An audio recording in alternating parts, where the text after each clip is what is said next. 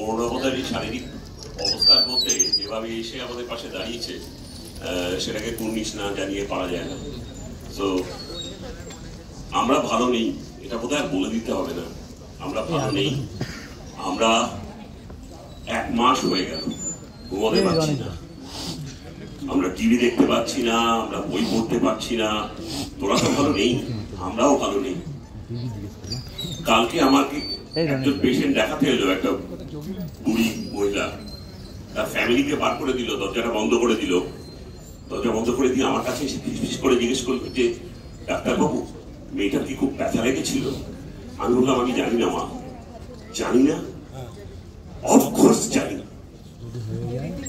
I was effing lying over there. আমি জানি মেয়েটার কতটা লেগেছিল, আর সেই জন্য আমিও রাতে ঘুমোতে পারছি না। এতদিন ধরে চলে যাচ্ছে। আমাদের চিন্তা ভাবনা গুলো ঠিক মতো নয়। সুতরাং আমার যদি অসংলগ্ন কিছু কথা বলি, কিছু মনে করিস না। আমি আমাদের সংগঠনের তরফ থেকে আমরা কি কি করেছি সেগুলো জানিয়ে দিচ্ছি। WBJDC মুভমেন্টের পাশে আমরা সর্বতভাবে আছি। সর্বতভাবে মানে সর্বতভাবে আছি। সে তোদের দাবির ওপর কোন রকম কোন শর্ত আরোপ না করে আছি। আমাদের যখনই বলা হবে, বলা হয়েছে এর মধ্যে তোদেরকে কোন অনুরোধ গিয়ে জানাতে, আমরা বলেছি আমরা যতদিন না ওরা সুরক্ষিত মনে করছে, ওরা যদি কাজে না যোগ দিতে চায়, আমরা এই অনুরোধটা করতে পারবো না বড়দের তরফ থেকে। আমরা কালকে তোদের লালবাজার অভিযানে সর্বতভাবে পাশে ছিলাম। আমাদের সন্ধ্যেবেলা একটা হিউম্যান চেইন হয়েছে সিনিয়র ডক্টরদের বাইপাসের পাশে 15 কিলোমিটার দূরে, অসাধারণ প্রোগ্রাম হয়েছে, সেখানে ছিলাম। কালকে আমাদের তরফ থেকে আমাদের জয়েন্ট প্ল্যাটফর্মের প্রতিনিধিরা কালকে দিল্লিতে প্রেস ক্লাবে গিয়ে প্রেস মিট করেছে। কৌশিক চাকি এখানে বসে আছে, সে গিয়ে প্রেস মিট করেছে। আমাদের সিনিয়র ডাক্তারদের জন্য নয়, তোদের কথাগুলো আমরা চাই। তোদের যে অবস্থা, তোদের যে অস্থিরতার মধ্যে আছিস, সেটা সারা ভারতবর্ষকে জানিয়ে দিতে, সেটা আমরা জানিয়ে এসেছি। সেখানে প্রায় 60 জন ন্যাশনাল নিউজ চ্যানেল ছিল। তার সাথে আমরা সর্বভারতীয় ডাক্তারদের যে সংগঠনগুলো তারা এসছিল, এইমস এর RDA এর এসছিল। তারা এসে বলে গেছে যে এখানে তোদের ওপর যদি রকম দমন পীড়ন হয়, তারা কিন্তু আবার রাস্তায় নামবে। আমরা যে কথাগুলো মিডিয়াতে আসেনি, সেটা হচ্ছে এই আফজাল আলীর যে কেসটা হচ্ছে, তার আগে আমরা আমাদের সুপ্রিম কোর্টে যে এটা চলছে, সেইখানে আমরা একজন পার্টি, আমাদের উকিল আছে সেখানে। আমাদের উকিল সেখানে 1500 পাতার একটা ডকুমেন্ট দিয়ে এসেছে, সেটা আমরা দিয়ে এসেছি।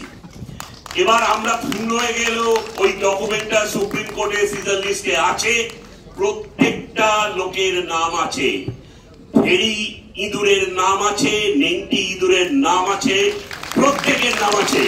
সেই নামটা আজকে হোক কালকে হোক নামগুলো উঠবে। আমরা চেষ্টা করব, ব্যবস্থা করব সেই নাম যেন ওঠে।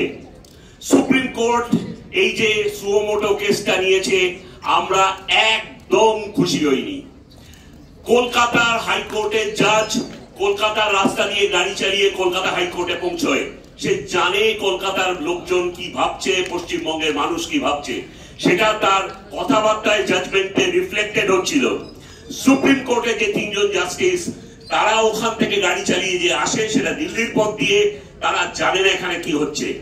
তাদের কাছে আমাদের এত জোরে আওয়াজ করতে হবে যে তারা যদি বধির হয়, তাদের কানে যেন এই কথাগুলো পৌঁছে যায় যে রাস্তায় কি অশান্তি চলছে এখানে।